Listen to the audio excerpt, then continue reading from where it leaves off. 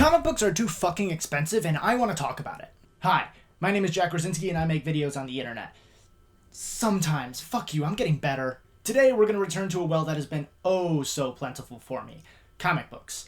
I've spent a lot of time on this channel talking about comic books, mostly in deleted videos, but they still count. But I've mostly talked about the creative side. Today I want to get into the business side of things. It shouldn't be a surprise to anybody that comic books are a dying medium. They've been dying for almost 30 years now, so they're dying at the same rate and consistency as most of the characters on their pages. Except for Uncle Ben. Uncle Ben always stays dead. He knows what he did.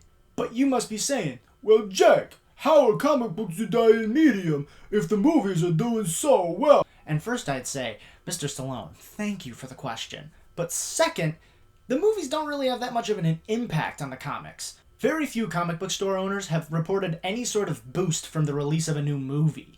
Well, at least not in the monthly comic books. The graphic novels are a different story. See, that's a distinction I have to make really quick. When I say comics are a dying medium, I mean the monthly or bi-monthly comics. You know, the ones you picture in the hands of a nerd with tape on his glasses and a pocket protector.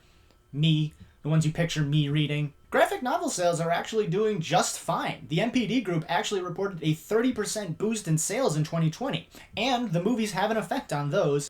For example, in 2016, when Captain America Civil War came out, people were much more likely to go pick up the Civil War graphic novel than they were to find the latest issue of the Captain America comic book. That doesn't seem to make sense though, does it? Why would people pick up the graphic novels but not the monthly comic books? In this particular example, it might have something to do with the fact that Cap was a Nazi at the time of the film's release, which was just insane. It pissed so many people off. Go check it out. It's called Secret Empire. But that is important. A lot of times when a film comes out, the comics are completely incongruent with what's happening in the movies. Like if a Superman movie came out last month and a new reader wanted to check out the latest issue of the comic, they would find him with an adult son, a Fortress of Solitude in the Bermuda Triangle, no secret identity, and uncircumcised.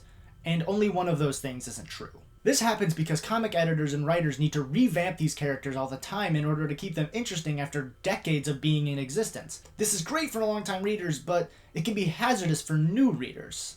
Also, very few people want to start a new and expensive hobby just because of a movie. I know I didn't. I started reading comics because of a Barnes & Noble sale, not because of any MCU or DCEU film. That was hard to get out. But among these are other barriers to entry. One in specific grinds my gears so goddamn much. The prices. Quick story time. For the first 2 years of my comic book reading experience, my parents bought every single comic book that I read. Like, all of them. They probably spent over $1,000 over those 2 years just on comic books. I don't know why they did this. It's probably because they were glad I was spending my time reading and not, distributing free literature, as Letterkenny calls it. I ended up feeling so guilty about this that I got my own job at Target just so I could pay for my comic books. So, not only are comic books awesome, but they also instilled a great work ethic in me, so thanks. But the point of that story isn't the heartwarming stuff. It's the fact that comic books are so expensive that I felt they were a burden on my parents. Since 1997, comic book prices have jumped almost $2. And while that doesn't sound like that much, you have to realize that the comics haven't changed. They're the same length, the art's basically the same, the storylines aren't any better. There's no reason for the price increase. There have been glints of hope in the past, like in 2011 when DC said they were going to hold the line at $2.99, and then said the exact same thing in 2016.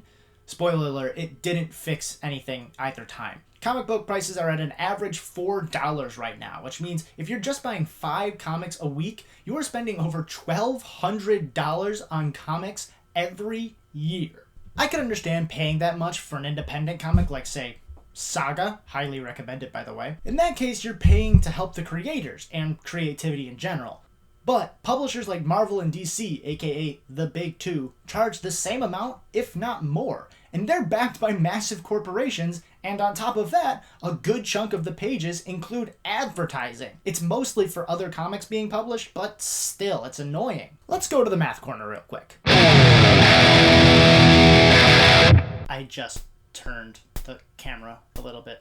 Now let's take a look at a Marvel and a DC book in order to figure out just how much of them are ads. And I know, if I wanted to get a genuinely good number, I would average a bunch of the different books from each publisher or whatever. Shut up, nerd. This is my math corner. First up, Marvel, with the most recent issue of Iron Man, which is about 30 pages long. Of those 30 pages, 9 were ads.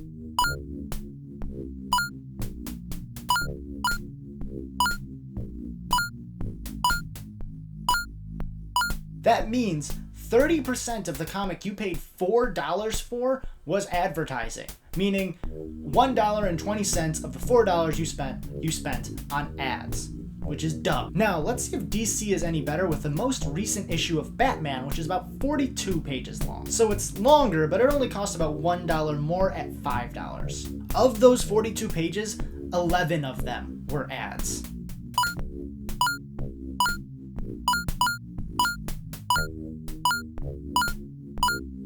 That means 26% of the book you bought was advertising.